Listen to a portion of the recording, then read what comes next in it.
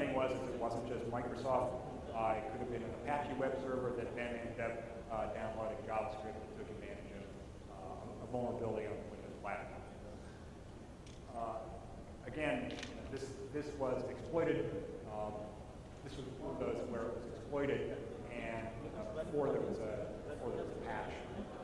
There's two ways that this happened. One, the patch is released and then exploits developed, and the other was in this instance where this was a 0-day, and we found out about it as customers were getting it. You know, we still see websites used as infection vectors, and people are getting a bit more sophisticated about this. So this is a website that advertises security books. Curiously enough, you know, it has a redirect to ijk.cc, which then pulls down this JavaScript file that's got not just one, but 7 different exploits in here. You know, we got the ever popular MDAC RDS exploit over here. Here we got 6 different versions of an ANI vulnerability, depending on what platform you're on and what your patch level is. They're going to make sure they get you one way or another. We got a couple Firefox ones over here. We got the 0644 here, and we got another nice, tasty little VML one there as well. All of that powers botnets. I'm guessing you guys are fairly familiar with how botnets work. There's a control server. Bad guy sends commands to the control server, the infected machine, and goes and does, you know, spam relay, click fraud, advertising, whatever else. And, you know, the unfortunate thing about this is that that command and control channel can be used to update the machine as well. And again, we see plenty of variations in the bots. So the one of the most worrisome trends that I see is, I talked earlier about specialization. I think at this point there is now a trend for vertical reintegration. You still have the specialty guys. You've got the expert finders, expert exploiters, expert payload writers, and the expert herders. But now they're all being directed in an organized way, so that you have an organization that is vertically integrated, that has the best people working on their specific specialties. What we're seeing is very careful target selection. You're seeing hiding in plain sight, where you might actually see something that, you know, it's that first exploit that comes across that you go, oh, well, this is pretty crude. It trips the IDS, and that you then focus on that as the bright, shiny object, and along behind comes something that's much more sophisticated and much stealthier. Distraction tactics, careful target selection. What I mean by this is that there are actually specific emails that reference, it would be as though somebody I met here, got a business card from, I have some conversation, and 2 weeks later I get back to my office and it's, hi Andrew, great to meet you in KL. Oh, here's the thing that we were talking about, and here's the updated business plan, or the updated whatever. Might actually come from the person I met, but might not come from the same person that I met.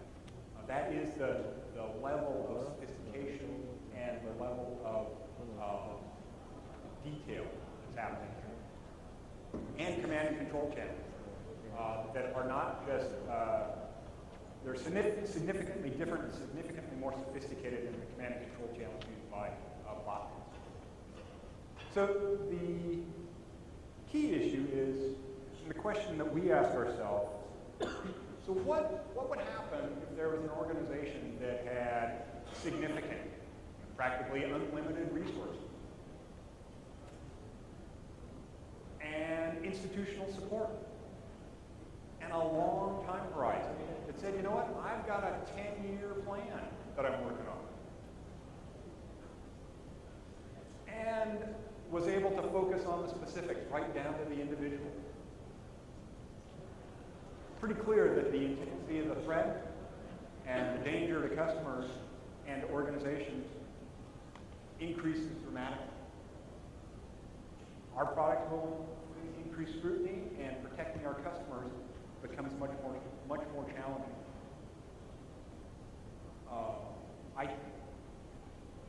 And when I talk about organizations, you know, if you think about how much money organized crime can actually make off of cybercrime, it dwarfs my team's budget.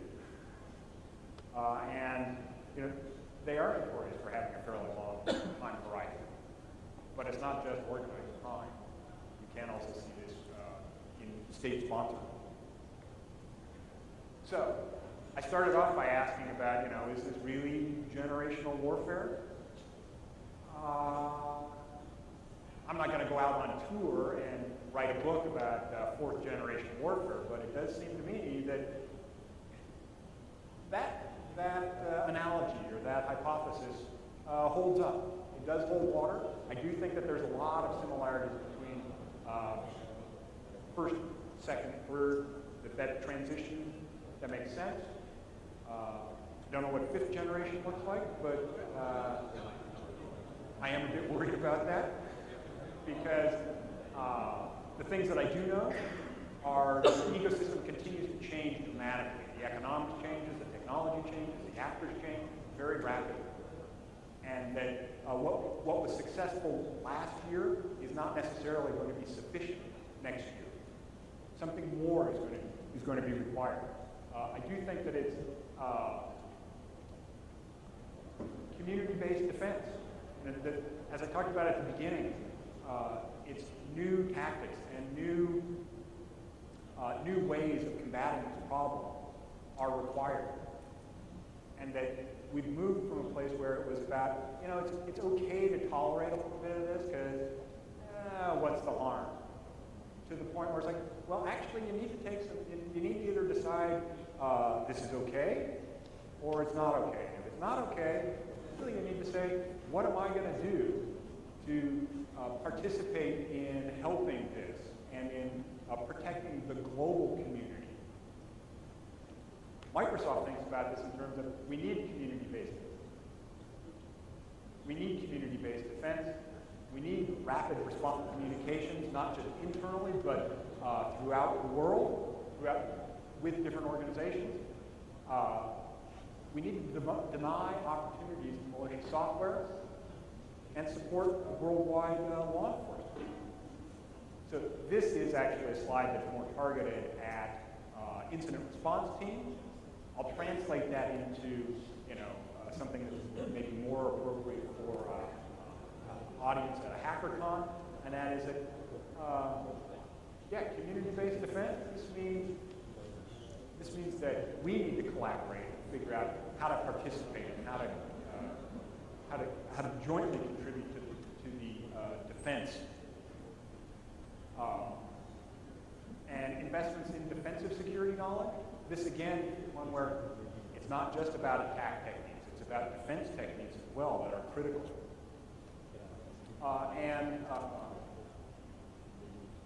Yes, worldwide law enforcement legislation are important, but I would also say worldwide support of researchers and research groups around the world are key to, that's actually part of my job is building bridges, figuring out how do we collaborate in a way that actually is good for everyone. I didn't leave any time for questions, but I am available afterwards. I think I'm being told that we've got lunch coming up, huh? Oh, 2 minutes for questions?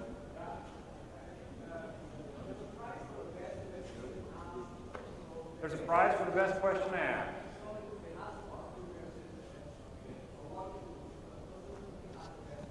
Okay. Hi, I have a question. I'm Jan from SkypeWatch.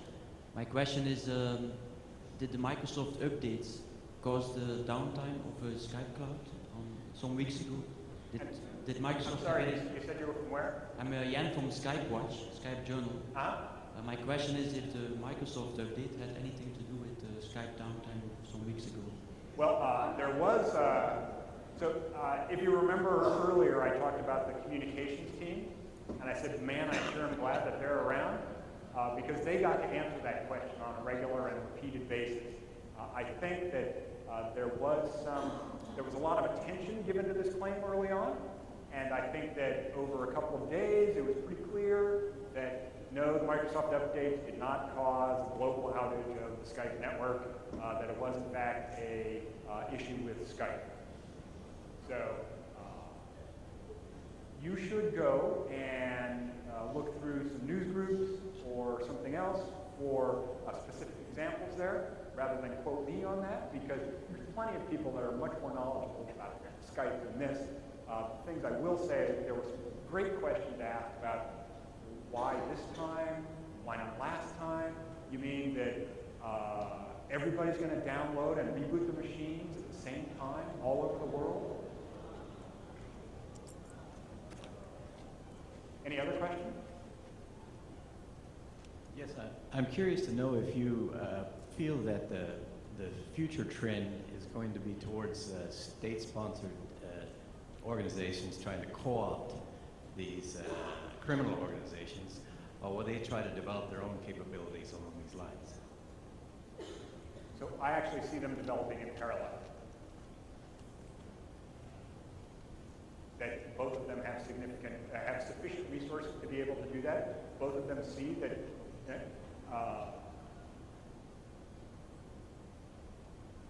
it starts with the vulnerability. You know, there's a bunch of people who are willing to wait and use a vulnerability that's already known, and they'll just take advantage of boxes that just aren't patched. There's other organizations that are not willing to wait for a vulnerability to be discovered and then to use it off the shelf, where they actually want to go find their own because they have more value that way. So I see them developing in parallel. Okay? One last question. Is Microsoft ever going to try and prevent reverse engineering of patches like the diffing? Did everybody hear the question? Is Microsoft To increase the time frame that people have to patch, not to totally prevent it, which is not going to work. So, great question. In fact, this gives me an opportunity to tell a Blue Hat story.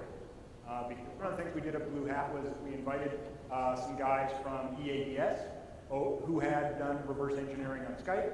We invited them over to talk to the execs and engineers. And at first I was a little skeptical. I go, well, why do we want to invite people over to talk about Skype when it really doesn't have any applicability to Microsoft engineering? The key thing there, though, was that they talked about how they reverse engineered Skype and all the work that the Skype engineers had gone to obfuscate the different aspects of Skype. And okay, so it took 3 or 4 guys 2 months to do this. But at the end of the day, there weren't any secrets left in Skype. You know, they reverse engineered the whole thing. So the reason that this is an interesting story is that there were engineers that saw that, and then a week later or 2 weeks later on an internal distribution list, there was a question that came up about obfuscation, and we should do a better job of obfuscating patches or the changes that we make in security updates. And somebody came back and said, dude, look, it doesn't do any good. I mean, if they look at all the effort they put in, you know, and so that's another element of asymmetry. We're better off spending our resources on something else besides trying to obfuscate, because at a minute, you know, at most, it gives you, what, an hour, a day, and it just makes them want to do more. So, thank you very much. Yeah, okay, yeah, you have to decide. Give the prize to Of the 3 questions, I'm going to give it to the second question. It's the Panda Internet Security.